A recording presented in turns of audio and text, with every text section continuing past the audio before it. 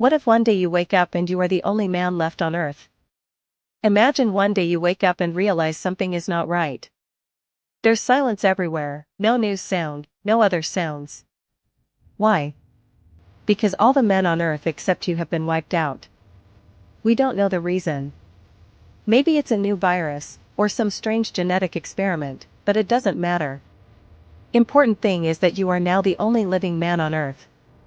You are one man against a world full of women.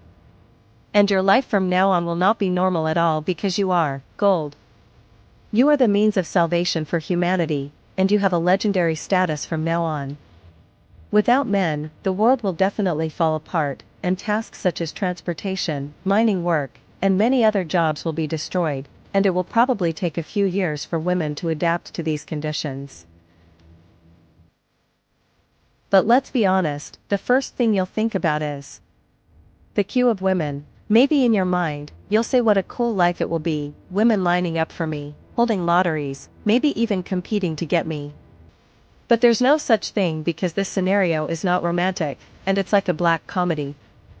Because you are going to be a sexual victim in this world, and the responsibility of preserving humanity is on your shoulders. If you were an incredibly strong man, you could have at most 10 relationships a day, which means you would have 3,650 relationships in a year.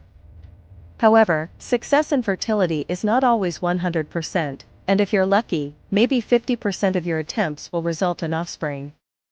Ultimately, you could father 1,825 children a year. Let's be realistic, the quality of your sperm weakens over time, and then you won't be able to sustain this situation, and still, many women are expecting offspring from you. Future generations will be filled with children who only have your genes, thus genetic diseases will increase significantly, and your third generation will experience a genetic catastrophe.